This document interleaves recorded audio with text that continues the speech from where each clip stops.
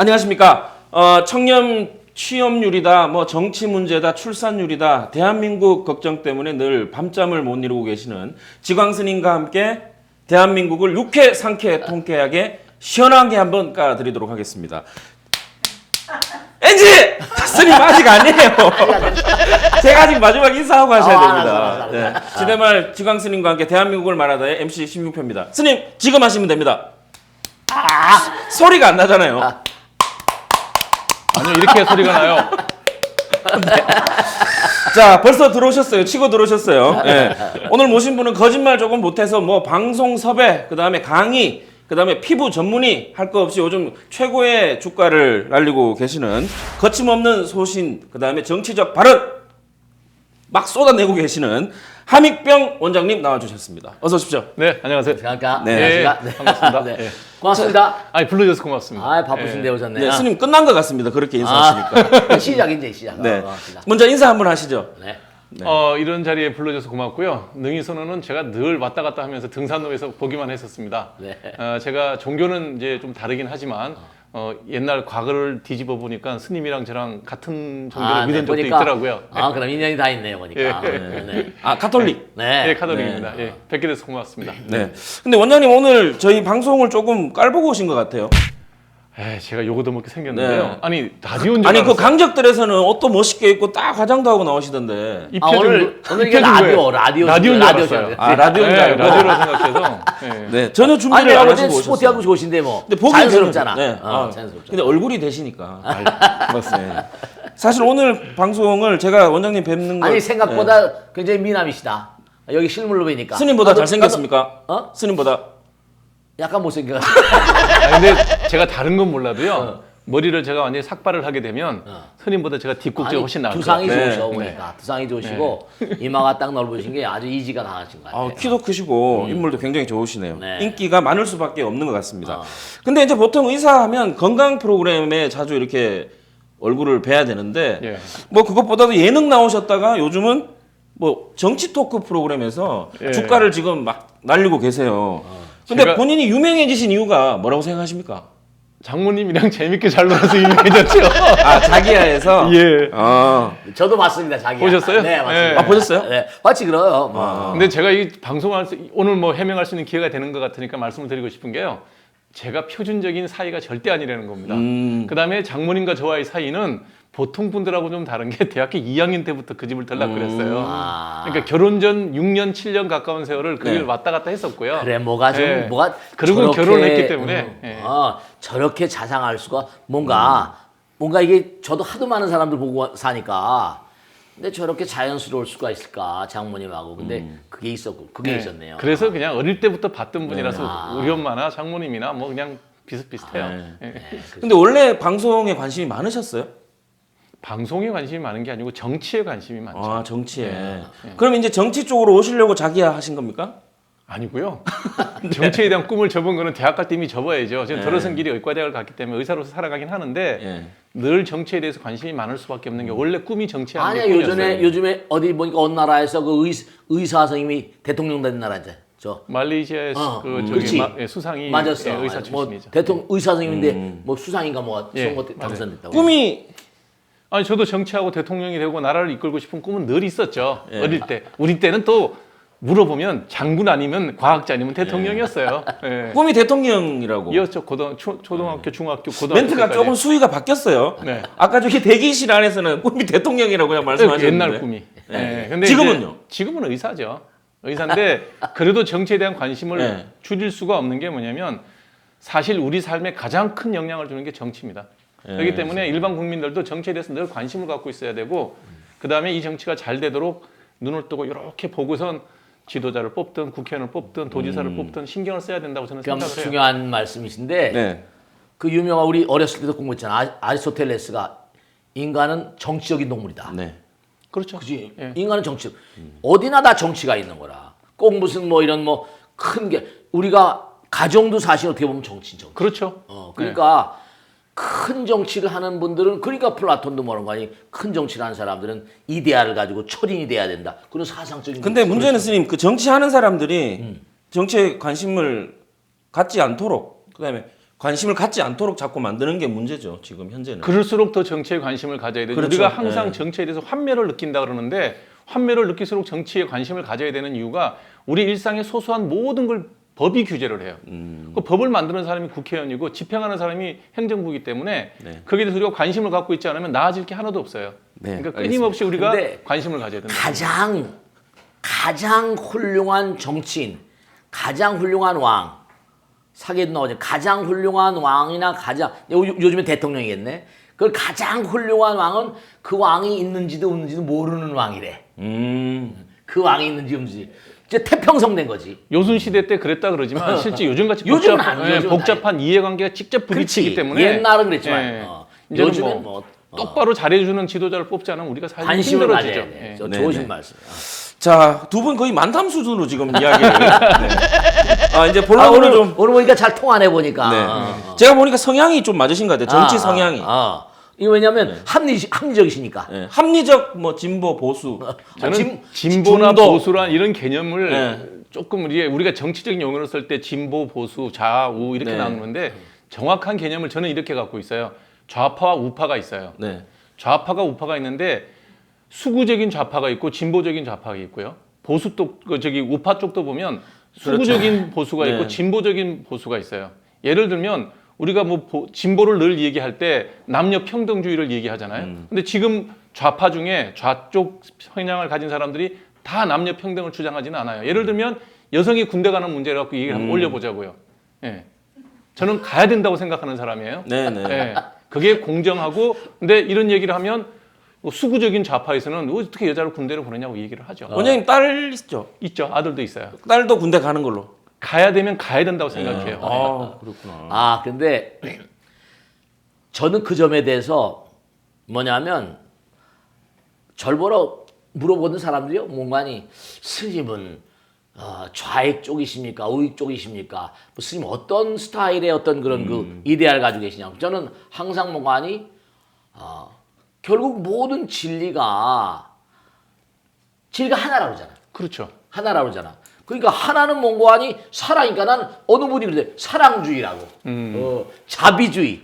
그러니까 군대 가는 것도 마찬가지라. 군대 가는 거 저도 여성들이 이렇게 말하면 날 뭐 맞아 죽을지 모르겠네. 여성들이 군대를 간다 안 간다 보다 우선 정신무장을 위해서라도 군대 가서 복무하라는 게 아니라 적어도 최소한 이스라엘이라는 나라가 지금 어떤 나라야? 네. 그 이스라엘은 그렇지 여군이 가는 나라야. 그러니까 누란에서 17억이나 되는 이슬람들 그 사이에서 뭐 살려면 우리는 지금 17억이 문제가 아니라 위에는 지금 북 있고 그 다음에 전부 다 이게 우리보다 강대국이죠. 그렇지. 그런데도 불구하고 군인이 여자들이 가거든. 그러니까 나는 뭐냐면 우리 한국 대한민국의 현재를 보면 일정한 시간 동안은 군대 가서 훈련이라도밖에 하면 그러면 아마 나라의 어떤 흐름이 좀 달라지지 않을까. 여성들의 어떤 그런 그 기질도 그렇고 알겠습니다. 좀 강해지지 않을까 그런 생각을 하거든. 아무튼 저는 군대에 갔다 왔습니다. 네. 5대 장성 병장 제대했습니다. 병장이면 이렇게 3개 위에 깍지 2개 있는 거죠. 4개, 4개. 네. 짝대기 4개 네. 병장. 네. 원장님은 저는 뭐 육군 대위. 대위죠. 아. 네. 스님. 나는 일일종을 받았거든. 네. 묵호에 가서 일일종을 받았는데 병이 났어. 신장이 양쪽이 무슨 문제가 네프릭 신드롬이라고. 그래가지고 징집 면제를 받았어. 아, 면제입니까? 한 신의 아들. 아니야. 그때는 아파서 받았으니까. 아, 그러시구나. 아파서. 네. 아유, 괜히 군대 얘기했네요. 이때 스님이 병장 딱 나왔어야 되는데. 아니 그게 아니라 나는 군대보다 더 무서운 걸 살았어. 수행자니까 일생은. 애석하다기보다 나는 군대를 뭔가니 수행하면서 내가 나 자신이 겨는 삶을 살았으니까. 네. 그리고 몸과 마음을 다해서 또 뭔가 하여간에 뭔가 기여해야 되지 않냐. 항상 그런 의식 속에 사니까. 네. 이게 되게 이제 병력을 못 간 남자들 같은 경우는 부채의식이 늘 있죠. 사회에 대한 부채의식. 그렇습니다. 그런 마음은 기본적으로 좀 필요한데 정치하는 사람들은 그런 게 좀 없는 것 같아요. 보니까. 군대 안 갔다 온 사람들이 그런 또 성향을 가져야 정치를 하나 봐요. 부끄러움을 모르는. 네, 맞습니다. 자, 아무튼 뭐 본론으로 아직 들어가지도 못했는데요. 뭐 정치 얘기만 잠깐 요만큼 MSG를 탁 쳤는데도 지금 뭐 1시간도 얘기할 수 있을 것 같아요. 일단 뭐 본론으로 가야 되기 때문에 좀 넘어가겠습니다. 아까 따님이 있다고 하셨는데 지금 죄송하지만 나이가 어떻게 되죠? 그 친구가 89년생이니까 이제 27인가요? 아, 예. 그러면 뭐 독립했습니까? 벌써 독립한 지 오래됐죠. 아, 결혼은 안 했고요. 아니, 아직 결혼은 안 했는데 전 대학 졸업할 때까지만 지원하고 그다음 끝입니다. 진짜요? 네. 그럼 이제 스스로 알아서 벌어서. 예. 아니 왜냐면 충분하게 교육을 시켜줬기 때문에. 근데 집하고는 뭐 해결이 돼야 되잖아요. 혼자 지가 알아서 하겠죠. 아, 진짜예요? 예, 예. 에이, 뒤로 뭐 엄마가 따로 주겠죠. 저는 기본 반대예요. 왜냐하면 제가 살아볼 때 제가 이제 그 대학교 때 이제 졸업하고서는 부모님한테 독립을 했는데 지금 생각해 보면 지금 저도 먹고 사는데 전혀 불편함 없이 잘 살거든요. 네. 근데 제일 재밌었던 때가 지금이 아니에요. 요만한 집 하나 만들려고 애쓸 때가 더 재밌었던 것 같아요. 그러니까 그걸 내가 미리 뺏어버리면 아이가 누릴 수 있는 기쁨을 그만큼 내가 뺏는다고 생각을 해요. 그래서 그냥 두는 거예요. 스님. 네. 요즘 이제 사회적으로 여러 가지 이제 문제점들이 생기면서 네. 신조어들이 많이 생겼거든요. 빨대족 들어보셨습니까? 빨대족 들어봤어. 무슨 뜻입니까? 그 아버지나 엄마 그 노후 자금에 네. 빨대를 대고 빨아먹는 그런 네, 거 아주 자기 돈처럼. 그렇지. 그런 네, 모기처럼. 얘기하더라고. 이렇게. 네. 그다음에 얘기하더라. 자라족 들어보셨습니까? 뭐 이렇게 구부려서 있으니까 뭐 아버지 엄마한테 구부려 있는 그런 스타일인가? 그러니까 뭐 자립할 시기가 됐지만 경제적 어려움 때문에 그 부모 연호족은 방어막 나갔네. 연호족. 네. 연호족은 연호족. 연호족은 나갔다가 다시 엄마한테 아버지한테 기어들어 사면서 그 연호족이라대. 맞습니다. 그래 맞아. 그런 얘기야 돼. 왜냐면 캥거루족. 뭐 여기 계속 나가야 될 때가 됐는데도 계속 그 주머니 앉아서 캥거루. 엄마 찌찌 빨아먹는 사람들이겠죠. 오랜만에 들어봅니다, 찌찌. 예. 네. 자, 아무튼 오늘 이야기는요, 새로운 가족 형태가 이미 돼버린 것 같습니다. 그렇기 때문에 여러 가지 사회적인 문제를 가지고 있고 또 점점 붕괴되는 한국 가정에 대한 문제. 한 가정의 중심하면 당연히 부모입니다. 하지만 이 부모는 자식이 어느 정도 양육할 때까지, 클 때까지 어떤 책임감을 가지고 자녀를 키우는 건데, 요즘은 심지어 결혼을 시키고 나서도 용돈을 줘야 되는 그런 젊은이들이 많이 늘어나고 있다고 합니다. 혹시 주변에 그런 사람 있나요? 네. 주변에서 부모한테 용돈 받아 쓴 사람 다 큰 어른이 예. 그런 경우는 본 적은 없는데 여유로운 집에서 그 태어난 사람들은 결혼하고 난 다음에 일정 부분의 지원을 받는 거는 볼 수 있죠. 스님은요? 저는 그 하도 많은 분들을 만나 뵙고 얘기를 따 보면 네. 층이 여럿이더라고요. 첫째는 뭐냐면 애들이 요즘에 하나나 뭐 한둘이잖아. 하나, 둘, 그렇죠. 그러니까 한둘이에요. 그러니까 엄마 아버지가 내보내지 않으려는 아버지 엄마들도 있지. 네, 맞아요. 그러니까 뭐냐면 심지어 뭐냐면 제가 아는 보살님은 아이한테 이제 뭐냐면 그랬다는 거 아니야. 너 엄마 아버지 여기 집 나가면 나가면 끝이 나가면 이제 있으면 내가 도와주는데 네. 나가면 너 나하고 의존 이런 식으로 해가지고 그런 부류가 있고 또 나가서 뭔고 하니 엄마 아버지 슬하에서 나가서 또 엄마 아버지한테 뭐 여러 가지로 그냥 막 네. 속삭이는 그런 녀석도 있고 층층이 많더라고요. 그러니까 이렇게 상담을 하다 보면 이거 원래 뭐냐면 언젠가도 말씀드렸지만 원래 성현들의 말씀 가운데 이런 게 나온다고. 가족이라는 게 어떠한 그런 그 형태를 가족이라고 말합니까? 그랬더니 딱 그 부다가 뭔거 아니 딱 손을 들었다는 거 아니야. 손을 딱 들어가지고 저를 보라 했다는 거 아니야. 저가 뭐예요? 그러니까 제자들이 보니까 거기 나무 가지에 새들이 올망졸망 앉아 있는 거야. 아하, 네. 새들이 올망졸망인데 왜 새를 가리켰을까? 저를 보라. 다 새를 보고 있는 거라. 그러니까 조금 있다 바람이 슬렁 부니까 뭐라? 새떼가 다 엄마 아버지 딸 새가 다 날아가 버리는 거야. 저와 같다. 그러니까 뭐냐면 가족은 전부 다 뿔뿔이 제법이 종연세의 제법이 종연 2년 따라 만났다 인다 또 흩어지는 거거든.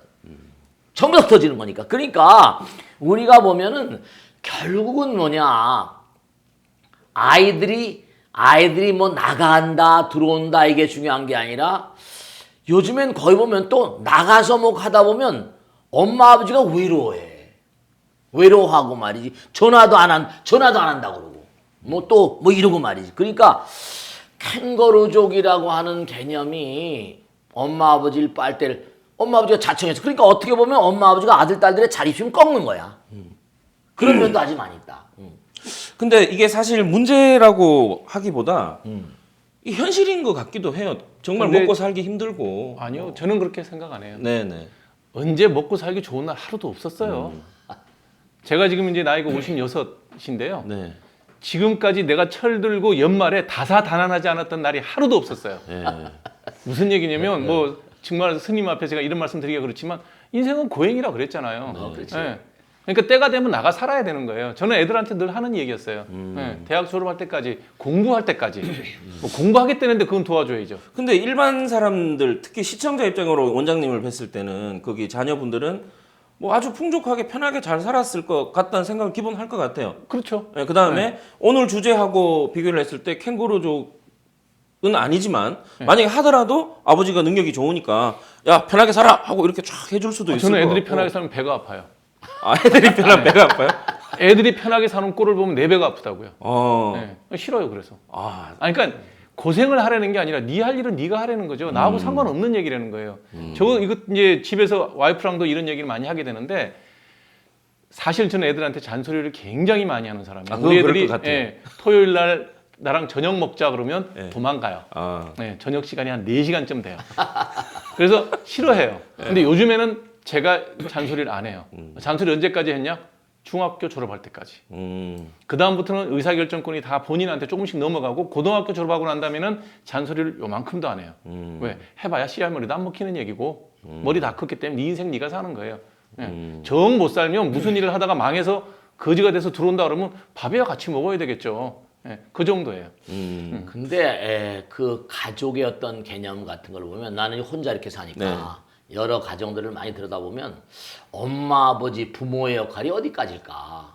그러니까 선생님 부모의 훌륭한 자세가 뭐 어떤 게 있겠습니까? 그러니까 저도 그런 걸 상당히 고심을 하고 이제 경전도 뒤져보고 이것저것 뒤져보는데 우선 첫째로 뭐냐 부모의 역할이라고 한다면은 근본적으로 뭐냐면 악으로부터 멀리하게 한다. 악으로부터 멀리하게 한다. 선으로 인도하는 거지. 네. 그 다음에 그가 최소한 이 세상을 살면서 살아갈 수 있는 이른바 말하면 지식이라거나 자량 같은 걸 제대로 제공해 준다. 그 다음에 사회를 살아가는데 최소한도 엄마 아버지라거나 사회 어른들에 대한 예절을 가르쳐요. 예절 같은 거. 그 다음에 정말 중요한 건 그가 세상을 살아가면서 이제 하나의 개인으로 성인이 돼 살잖아. 그 이제 우리 함선님 말씀하셨지만 근본적으로 자립심 같은 거. 자기도 이제 엄마 아버지 살잖아. 자기가 한 세상 살아가는 거니까. 그러니까 자립심. 그러니까 아까 새 때 얘기도 했지만 내가 우리 저 뒷산 등산 여기 구룡산 많이 가시잖아요. 그러니까 이거 뒤에 뒷산을 가다 보면 새들이 이렇게 새 집 있어. 새 집인데 가다 보면 보면 새떼가 새끼 떨어져 있어. 아, 네. 떨어져 죽은 거야. 그럼 뭐냐면 우리가 학습할 때 있잖아. 학습할 때 뭐냐면 이렇게 깃털 2개에다가 백자 있잖아. 그렇죠. 습자. 그러면 거기서 이게 왜 새끼가 떨어져 주고 있지? 그럼 그게 새 양 날개를 100번 이상 펀덕거려야 돼. 새네 집에 뭐 냉장고 있는 게 아니라 새네 집이 조그맣잖아. 네. 그리고 여기 알 몇 개 있다가 펀덕거리면 자기들이 날아가면 그만이야. 새떼들은 자기 새끼들이 알 부화하잖아. 그지? 알 부화해가지고 날아가면 파득파득. 그 학습이랑 연습이란 게 새들 연습을. 날개 쭉지 파득파득 하게 해가지고 날다 보면 그때까지 엄마 아버지 먹이 사는 거지. 계속 벌레 갖다 계속 먹여 사는 거야. 계속 먹여주는 거야. 엄마 새, 아빠 새가 말이야. 그 다음에 풀면서 파득파득하고 그러다 보면 이제 때가 되면 자기들이 날아가는 거야. 그러니까 제가 스님 말씀 듣고서 대중 강연 갈 때 가끔 하는 얘기예요. 우리가 학습한다 그래요. 그렇지. 학습하고 배우고 익히는 거예요. 습자가 이제 새가 날개짓 하면서 이제 하는 반복되는 행위로 몸에 배게 하는 건데 우리나라는 나이 30이 되도록 학만 해요. 아, 훌륭한 말씀입니다. 그래서 학습을 해서 독립을 해야 되는데 계속 학만 하고 있는 거예요. 배우기만 계속 배워요. 그러니까 나중에 지가 실행하라 그러면 배우기만 한 거예요. 못 해요. 그래서 정말 습이 중요한데 우리는 습을 너무 무시하고 필기고사로 하는 학만 계속해서 실천력이 떨어지는 거죠. 참 좋은 말씀인데 근본적으로 아무리 뭔가 우리가 많이 배워도 자기 몸에 익히지 않으면 안 돼. 그렇죠. 이게 학습이랑 연습. 그러잖아. 연습이 대가를 만든다고. 그러니까 가만히 이렇게 사람들 보면은 참 안타까운 게 뭐냐면 몸과 마음에 익혀야 되거든. 제가 당나라 현종기 보면서 느낀 게 하나 있는데 현종기 보면 당나라 현종기에 뭐라고 그런 거 아니? 내 사랑 양귀비. 네. 양귀비는 잠자는 모습이 옥황의 따님 같대. 그러니까 너무 이쁘면 옥황의 따님 아니라 그 제가 얼마나 이뻤으면 잠자는 모습이 옥황의 따님 같았을까. 그 대만의 법회를 갔다가 그건 너무 미화시킨 거 아니야 했더니 그럴 거라 그런 거야. 기가 막힌 게 옛날엔 결혼 연령이 빨랐잖아요. 그렇죠. 그럼 어떻게 되냐? 애들이 나서 이제 좀 3살, 4살 되면 습관이 그렇게 무서운 거야. 몸쪽이 딱 있다가 대갓집에 그 아들, 딸들을 특히 뒤척이기만 하면 채찍으로 갈겨버려. 그러면 맞으면서 뭔가 하니 너무하지만 말이 맞을 때마다 훔치는 거지. 딱 잠을 딱 잘 때 한번 잠이 들면 몸을 미동도 안 하는 거야. 전혀 몸을 미동 안 하면서 그런 정도가 되면 아름답게 화장을 시키는 거야. 습관을 딱 들이니까 몸이 익히는 거야. 미동도 안 하게. 그 다음에 화장을 딱 해놓으면 우리가 뭐 이리지적 저리지적 하잖아. 옛날에 규방의 놀이 같은 거 다 그렇게 연습을 시킨다니까. 그러니까 그 대만대 교수 얘기 들으면서 그렇겠구나. 나의 사랑 양귀비는 잠자는 모습이 옥황의 따님 같았다. 너무 기가 막히잖아. 근데 우리는 잠자는 모습조차도 이게 뭐 전혀. 그러니까 딱 누워있는데도 화장을 딱 하고 황비니까. 네. 들어 있을 때 그게 얼마나. 그러니까 우린 익힘이 중요한 거라. 몸에 익혀야 돼. 그게 예뻐. 그러니까 부모의 도리 가운데 중요한 건 뭐냐면 어른들에 대한 예절을 익혀야 되고 조상님들에 대한 예절을 익혀야 되고 사회 어른들에 대한 그게 이제 사실은 가정의 부모들이 해야 될 가장 중요한 어떤 그런 모티브 가운데 하나라. 예. 원장님, 근데 캥거루족이 이 부모의 과잉 보호도 문제지만 요즘 그런 말 있죠. 청춘 불효자 시대라고 하면 청춘 불효자 시대란 말을 쓴답니다. 그게 이제 왜냐하면 취업을 못해서 이제 능력이 없어서 뭐 그렇게 뭐 이런 사람, 이런 젊은이들 얼마나 속은 답답하겠어요. 근데 이 사람들 그럼 어떻게 해야 되겠습니까 이게? 저는 예. 뭐 이것도 결국 정치적인 문제로 올라갈 수밖에 없는데 전 세계 어느 나라에 한 학년에 그러니까 이제 한 학년 요즘 한 60만 명이 졸업할 거예요. 네. 태어날 거예요. 그 중에 80%가 대학 가는 나라가 어디 있습니까? 그렇죠. 네. 예. 그렇게 대학을 갔는데 그럼 그 사람을 만족시켜 주시는 대졸자들을 고용하는 80%가 대졸자로만 채워지는 직장의 구성을 가진 나라가 이 우주를 통틀어서 있으면 나오거든요. 맞아요. 불가능한 걸 해놓은 거예요. 자, 이런 폐해가 왜 생겼는지 아세요? 이런 폐해가 우리는 흔히 전두환 전 대통령이나 50을 얘기하면 민주화를 봉쇄하고 뭐 광주 민주화 혁명을 양민을 학살하고 이런 걸 얘기하는데 그때 대학 정원이 폭발적으로 늘어납니다. 뒤수습 못합니다. 지금 그 폐해가 그대로 내려오는 거예요. 이거는 어느 누가 정권을 잡든 한번 완전히 다시 정상 뉴노멀을 세팅하지 않는 한 이 청년 실업 문제는 해결할 수가 없어요. 저는 실업이라는 문제는 뭐냐면 직업이에요. 직업이라는 거는 살아가기 위해서 반드시 자기가 가져야 되는 겁니다. 그런데 이 직업 아니면 안 가져라고 생각할 정도면 그거는 돈이 필요 없는 사람이에요. 그렇죠. 그걸 어떻게 국가에서 그 많은 대졸자들한테 대졸자 직업을 구해줄 수 있는 그런 경제 환경을 어떻게 만드냐고요. 불가능한 얘기를 하는 거예요. 그렇지. 자, 직업이 없다고요? 네. 아직까지 입에 밥이 소홀하게 들어가는 거예요. 내 자식이 만일에 그런 소리 하면 저는 밥 안 먹여요. 나가라고. 그렇게 되는 게 정상이죠. 그래야 되는 게. 그 꼴은 제가 못 본다는 거예요. 예. 예. 참 중요한 말씀인데 좋아요. 왜냐하면 우리나라 시스템이 잘못되어 있는 게 독일이 지금 유럽의 강국이잖아요. 네. 독일은 언제 갔는지 제가 말씀드린 독일은 중학교 때 선생님하고 교장 선생님하고 아버지하고 아이하고 같이 중학교 때는 이제 고학년 졸업하면 그렇지. 네. 학교 딱 졸업하면 중학교 때 되는 거 아니? 아이들하고 교장 선생님하고 딱 앉아가지고 그 애의 성적하고 쭉 얘기한다고 상담을 해가지고 얘는 기술계통으로 보내주다. 그때 이미 뭔고 하니 이 아이가 기술계통으로 가는 걸 결정지어버려. 네.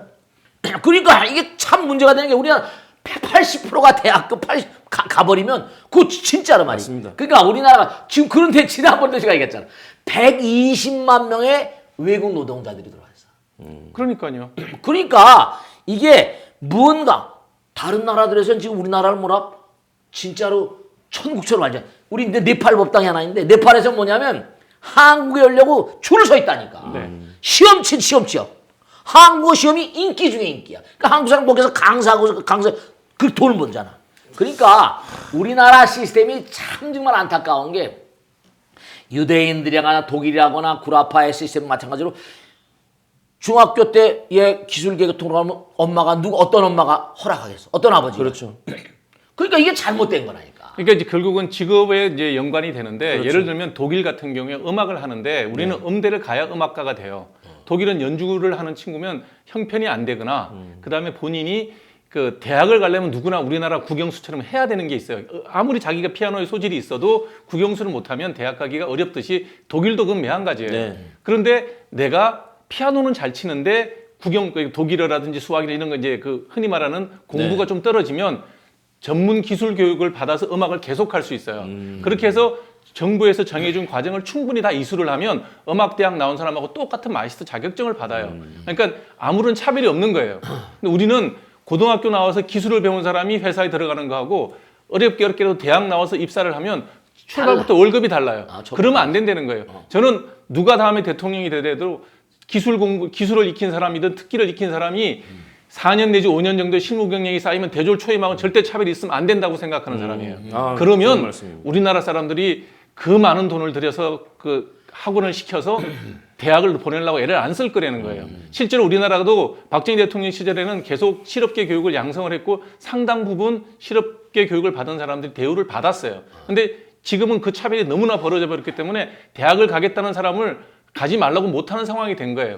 뉴욕의 맨하탄의 플러머 백완공. 백왕고 백완공의 월급이 더 많아. 그렇게 돼야죠. 그렇지. 예. 그러니까 우리나라는 이거 무슨 맹탕 다 대학 나고 다 실업자고 이거 참 안 되는 거거든. 맞습니다. 저는 개인적으로 독일에서 제일 부러웠던 게 이제 자동차 관련된 사람들, 마에스터. 네. 그러니까 엔진 같은 경우도 그러니까 이제 튜닝 업체라든지 이런 데서 많죠. 예, 자기 사인을 엔진에 이렇게 쓰더라고요. 예, 다 쓰잖아요. 예. 근데 그게 그만큼 그 일에 대한 존중이라든지 가치를 높이 사준다는 거잖아요. 그렇지. 아, 근데 아무튼 그 원장님 말씀 쭉 듣고 스님 말씀 듣는데 아, 머리로 막 느껴지고 아, 그래야 되는데 하는데 해결이 안 되고 있으니까 굉장히 답답합니다. 사실. 우선 하여간에 우리나라 아까도 가정교육 말씀하셨는데 우리가 인간이 출생 자체가 엄마 아버지나 이 가정교육이 참 우리가 진지하게 생각해야 되는데 우리가 이 광활한 우주 가운데 살면서 우리가 생명체로 몸을 받았잖아. 그러면 네. 당장 그 의사 선생님이 잘 하시잖아요. 부부가 만날 때 3억 마리가 나간다는 거예요, 정자가. 그렇죠. 저도 우리 친구 의사한테 물어본 거예요. 3억 마리가 나가지고 한 마리만 필요한 거잖아. 그렇죠. 나머지는 다 도태되는 거죠. 그러니까 그래서 내가 이게 너무 소모성 체질 아니냐? 이거 너무 소모한 거니 한 마리만 필요한 3억 마리 딱 2억 9,999만 9번 뭐 죽지 않냐? 이거 왜 이렇게 이런 게 시스템이 이게 너무 잘못된 인간이들이 컬컬 울더라고. 왜냐? 한 마리를 난자에 도달시키기 위해서 전부 다 희생타라는 거야. 그렇죠. 그러니까 어마어마한 전쟁을 이겨야 돼. 그 왜 그러냐면 질내 이제 정자가 사정이 되면 질은 정자가 못 들어오게끔 그렇지. 계속해서 프로텍션만 해요. 어. 그래서 능력이 떨어지고 어. 이거 수태가 됐을 때 건강한 생명체가 안 될 정자들은 거기서 다 도태시켜 그렇다 그렇다는 거야. 그 처음서부터 우리는 뭔가 아니 이 고행이라 고행. 그렇죠. 무한 처절한 경쟁. 무한 경쟁이야. 근데 그거로 끝나는 게 아니라는 거야. 엄마 뱃속에 딱 들어가게 되면 이게 기가 막힌 게 바깥엔 영상 30도인데도 더워서 난리치잖아. 엄마 뱃속 30도 5부라는 거야. 36도 5부죠. 30도 5부에서 그것도 다 이유가 있는 거야. 30도 5부에서 281을 이겨내야 돼. 그것도 또 전쟁이야. 281을 견디면 끝나는 게 아니라 나올 때 또. 나올 때 또 이게 또 보통 문제가 아니 나올 때. 스님 갑자기 왜 또 출산 얘기를 하고 왜냐하면 이게 근본적으로 엄마 아버지가 아들 딸들 위하고 하나밖에 없으니까 이게 안 돼. 강하게 키워야 돼. 세게 키워야 돼. 그래야지만 뭔가 아니 이게 지금 뭐 글로벌 시대 그거 문제가 아니라 난 내가 많은 그런 거 엄마 아버지를 많은 엄마 아버지들을 좀 만나면서 느낀 게 하나 있는데 나는 너무 어렵게 커나서 그런 것 같아. 내가 너무 어렵게 커나서 개무수라 해서 커나서 너무 어렵게 커나서 그런데 애들을 너무 진짜 과잉 뭐야 마마보이야. 그게 저는 어떻게 생각을 하냐면 우리 엄마 때는 보통 자식이 서너시였어요. 그리고 본인들이 공부가 좀 짧았어요. 왜냐면 여자도 공부 안 시켰으니까 우리 할아버지 네, 때는. 네. 그러니까 자식이 똑똑하게 공부 잘하면 그냥 잘하는 게 좋지 기특하고 본인이 몰라서 간섭을 못했어요. 근데 지금 나이 또래는 여성분들이 너무 똑똑해. 그래서 사회 활동을 해야 되는데 사회 활동을 못하고 집에만 갇혀 있는 거야. 그러니 자기 작품 활동을 자식한테 하는 거예요. 맞아요. 너무 자식을 자기가 정해진 프레임 속에다 집어넣으려고 그래요.